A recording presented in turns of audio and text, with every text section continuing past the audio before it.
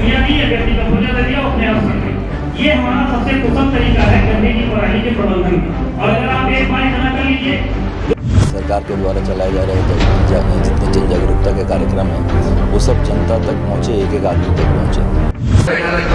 गाँव घूमने जाता हूँ तो देखता हूँ कि ढेर सारे लोग अलग अलग मुद्दों पे बात कर रहे हैं, तो हम उनको एक मुद्दा देना चाहते हैं कि आप। पिछले कुछ दिनों में हमने देखा कि हमारे क्षेत्र में किसानों के साथ कुछ घटनाएं घटी। 2 किसानों को सांपों ने डस लिया किसी कृषि कार्य करते हुए, और एक किसान उसकी घरेलू समस्या की वजह से हतोत्साहित होकर उसने आत्महत्या कर लिया।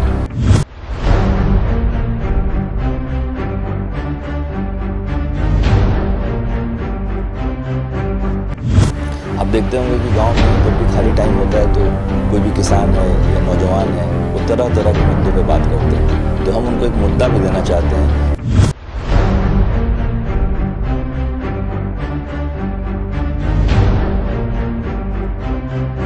किसान कुछ पुरानी प्रवृत्तियां उनके की सड़क के किनारे कूड़ा डाल देते हैं, अपना कूड़ा सड़क के किनारे डाल देते हैं और रोड पे कब्जा कर लेते हैं। इसकी वजह से अनेकों दिन लड़ाई झगड़े होते रहते हैं। लोग सड़क के किनारे ब्लेड वाले तार लगा देते हैं, जिससे ढेर सारे किसानों के बच्चे, उनके जानवर भी घायल हो जाते हैं।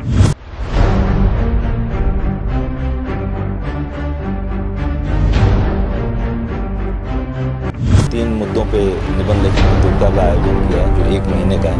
जो पहला है वो साइबर अपराध से संबंधित है। उसका उद्देश्य ये है कि भाई बच्चे जाने कि साइबर अपराध क्या होता है, कैसे कोई भी आदमी को ट्रिक में फंसा के और फ़ोन के माध्यम से हमारा पूरा पैसा ले रहा है। आप भी आजकल देख रहे हैं, आप डिजिटल अरेस्ट हो रहा है।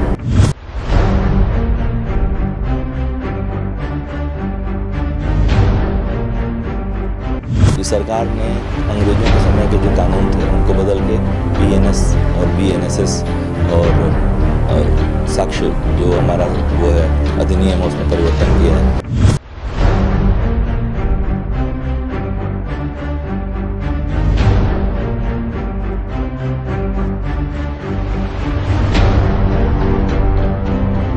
जितने पार्टिसिपेट करेंगे हम कोशिश करेंगे कि सभी लोगों को हम कुछ न कुछ पुरस्कार दें, ताकि वो अगली बार और अच्छा लिखने के लिए, सोचने के लिए प्रोत्साहित हो। अगर किसी को ऐसे लिखना है, कोई स्पेस नहीं है, हमारे थाने में हम उनको जगह देंगे, कुर्सी मेज देंगे, आइए बैठ के लिखिए। अगर मान लीजिए नेट सर्च करना चाहते हैं उस विषय में, तो हम ये आपका वाईफाई और ब्लूटूथ, ये वाईफाई की सुविधा देंगे उनको।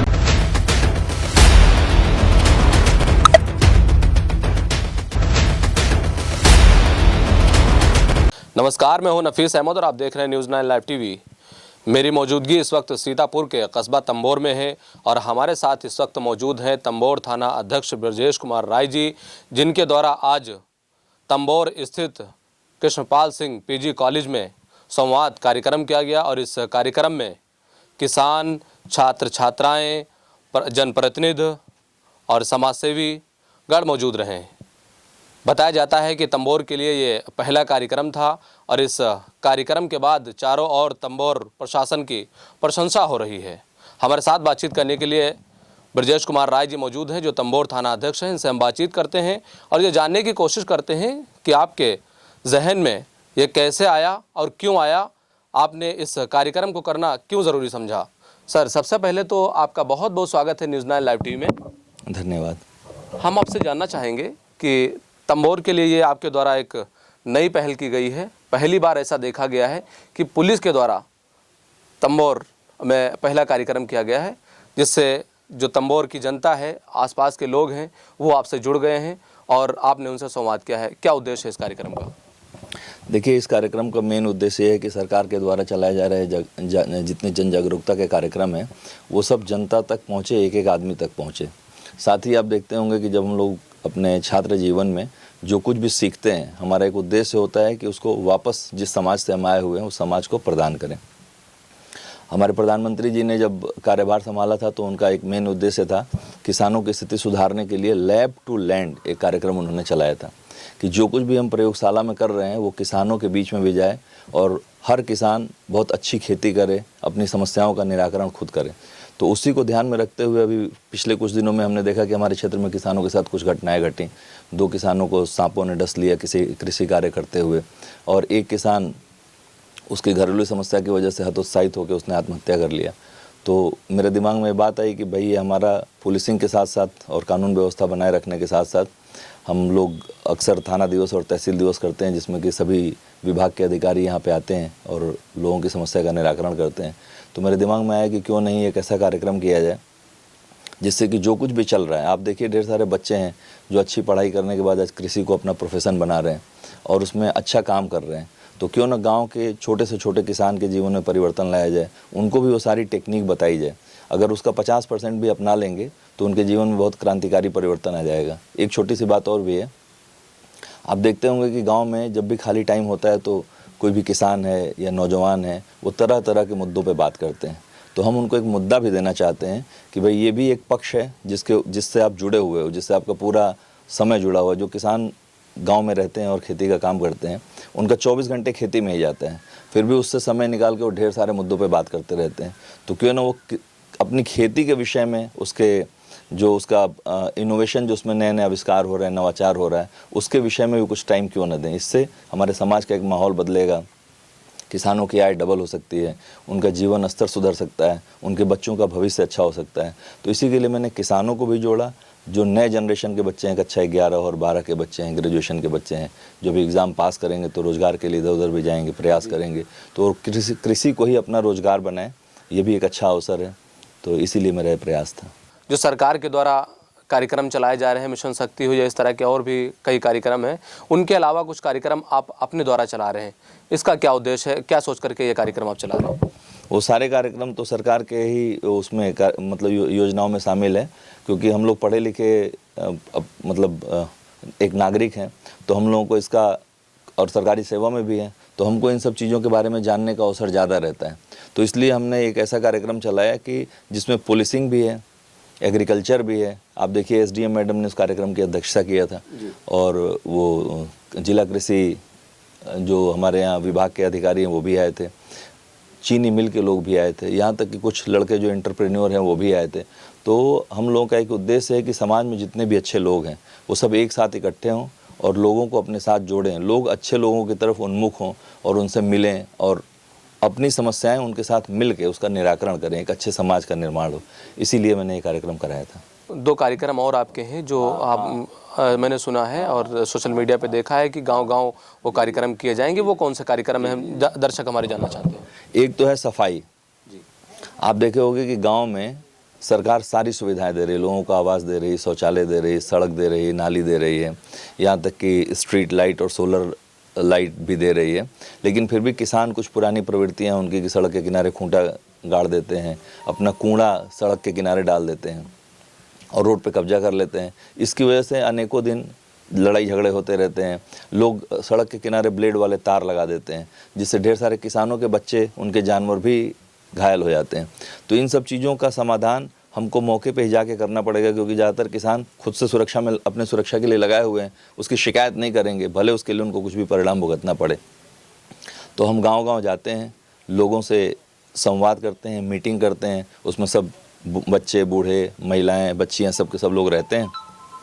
उनसे संवाद करते हैं, उनको सरकार की योजनाओं के बारे में बताते हैं, साथ में उनको कन्विंस करते हैं कि ये जो सारी चीज़ें आप कर रहे हैं इससे नुकसान आप ही को हो रहा है। और सभी के किसानों को और वहाँ के लोगों को, नौजवानों को शामिल करके उन्हीं से सफाई अभियान चलाते हैं, ताकि उनके अंदर एक मोटिवेशन आए कि ये सफाई हमको खुद ही करनी है और अपने लिए करनी है, और अगली बार लगातार उसको हम साफ़ सफाई रखेंगे, उसमें पुलिस की मदद हमको नहीं लेनी पड़ेगी, तो आत्मनिर्भर बनेंगे।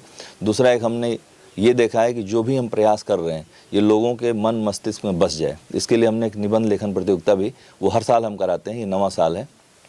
इसके पहले भी सीतापुर में 3 साल करा चुका हूँ, इसको हरदोई में करा चुका हूँ, रायबरेली में करा चुका हूँ।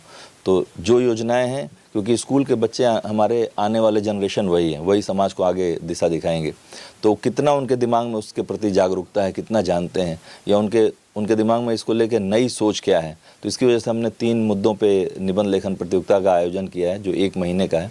जो पहला है वो साइबर अपराध से संबंधित है। उसका उद्देश्य ये है कि भाई बच्चे जाने कि साइबर अपराध क्या होता है, कैसे कोई भी आदमी हमको ट्रिक में फंसा के और फ़ोन के माध्यम से हमारा पूरा पैसा ले रहा है। आप भी आजकल देख रहे हैं, आप डिजिटल अरेस्ट हो रहा है, या कोई फ़ोन कर लेता है, OTP ले लेता है। अगर कोई महिला है, गर्भवती है, वो जाके कहीं रजिस्ट्रेशन कराती है, उसका सारा डाटा किसी को मिल जाता है और उसका पैसा सब ले लेते हैं। तो इस सब से बचने के लिए, लोगों को जागरूक करने के लिए एक टॉपिक है साइबर अपराध से संबंधित निबंध लिखना है। दूसरा जो मुद्दा है वो 9 से 12 तक के बच्चियों के लिए मिशन शक्ति का जो कार्यक्रम चलाया जा रहा है वो महिलाओं को सशक्त बनाने के लिए चलाया जा रहा है और जागरूक करने के लिए चलाया जा रहा है। तो ज़्यादातर इसके शिकार हमारे जो लड़कियां हैं जो अभी मतलब 17, 18, 19 साल की हो रही हैं, तो उनको जागरूक करने के लिए कितना जानती हैं उन नंबरों के बारे में, वो कितना अपने बारे में और समाज के बारे में अवेयर हैं, एक टॉपिक वो दिया गया है। और एक है कि सरकार ने अंग्रेज़ों के समय के जो कानून थे उनको बदल के BNS और BNSS और साक्ष्य जो हमारा वो है अधिनियम है उसमें परिवर्तन किया है। तो लोग कितना जानते हैं उसके बारे में, और नहीं जानते हैं तो उनको हम मौका देंगे कि उसके बारे में पढ़ें और पढ़ के 1 महीने में निबंध लिखें। हम चाहते हैं कि वो नकल मार के लिखें, लेकिन उसको लिखें और ताकि उसके बारे में उसको पढ़ना पड़े। फिर बाद में उनकी कॉपियाँ यहीं के जो टीचर हैं उनसे चेक कराएंगे और उसमें फ़र्स्ट आने वालों की संख्या 1 नहीं रहेगी। हर वर्ग में 50-50 लोग फर्स्ट आ सकते हैं, 50 से ज़्यादा लोग सेकंड आ सकते हैं और 50 से ज़्यादा लोग थर्ड आ सकते हैं। कुछ लोगों को कंसोलेशन प्राइज़ भी मिलेगा। तो जितने पार्टिसिपेट करेंगे हम कोशिश करेंगे कि सभी लोगों को हम कुछ न कुछ पुरस्कार दें ताकि वो अगली बार और अच्छा लिखने के लिए, सोचने के लिए प्रोत्साहित हों। तो ये हमारा कार्यक्रम है। जो छात्र और छात्राएं निबंध लिखना चाहते हैं, पार्टिसिपेट करना चाहते हैं, अगर उनको किसी प्रकार की कोई असुविधा होती है तो आपके द्वारा किस प्रकार का उन्हें सहयोग रहेगा? हाँ, मैंने उनको एक मैसेज भिजवाया था कि अगर किसी को ऐसे लिखना है, उनको स्पेस नहीं है, हमारे थाने में हम उनको जगह देंगे, कुर्सी मेज देंगे, आइए बैठ के लिखिए। अगर मान लीजिए नेट सर्च करना चाहते हैं उस विषय में तो हम ये आपका वाईफाई और ब्लूटूथ, ये वाईफाई की सुविधा देंगे उनको ताकि नेट से जुड़ के उसके विषय में और ज़्यादा से ज़्यादा पढ़ सकें। बुक्स भी अवेलेबल करा देंगे, बता देंगे लाइब्रेरी में जाके किताबें देखें। टीचर्स को भी हमने प्रमोट किया है कि बच्चों का सहयोग करें, उसके बारे में कहीं अगर लेख लिखा हो, पेपर में छपा हो, किसी भी चैनल पर अगर उपलब्ध हो तो उसको पढ़ें और पढ़ने के बाद उसको लिखें। जो गांव में आपके द्वारा ये सफाई कार्यक्रम चलाया जाएगा या चलाया जा रहा है, तो ये रैंडम कार्यक्रम चलाया जाता है या तो फिर कार्यक्रम चलाने से पहले उसकी रूपरेखा तैयार की जाती है? नहीं, रूपरेखा तो पहले से निर्धारित की जाती है। 2 तरीके से चलाए जाते हैं। हम थाने में हमेशा जन सुनवाई के दौरान देखते हैं कि जिन गाँव से ज़्यादा प्रार्थना पत्र आ रहे हैं वो हमारे टारगेट पर रहते हैं कि इस गाँव में मीटिंग होनी चाहिए। तो उस गाँव के अपने बीट कांस्टेबल को और हल्का प्रभारी को और साथ में प्रधान, पूर्व प्रधान, वहाँ के जो भी समाज सेवी हैं, नए युवा लड़के हैं जो किसी संगठन से जुड़े हुए हैं, और गांव की महिलाओं को पहले से हम मैसेज कर देते हैं कि ये कार्यक्रम हम करने के लिए आ रहे हैं। तो 2 बजे वहाँ जो जन सुनवाई का टाइम है ख़त्म होने के बाद उस गांव में वो कार्यक्रम करते हैं। साथ में मैंने एक मैसेज भेज रखा कि अगर कोई आदमी खुद, जो गाँव हमारी नज़र में नहीं है, वो खुद से देख रहा है कि यहाँ कोई परेशानी है लेकिन कोई आदमी थाने में शिकायत करने नहीं जा रहा है, तो उसके लिए है कि वो खुद से हमको फ़ोन करके बता सकता है कि सर हमारे गांव में आइए, हम देख लेंगे कौन सा डेट है वो तय कर लेते हैं, उस डेट में उनके साथ मीटिंग करते हैं और सफाई अभियान वहाँ भी चलाते हैं।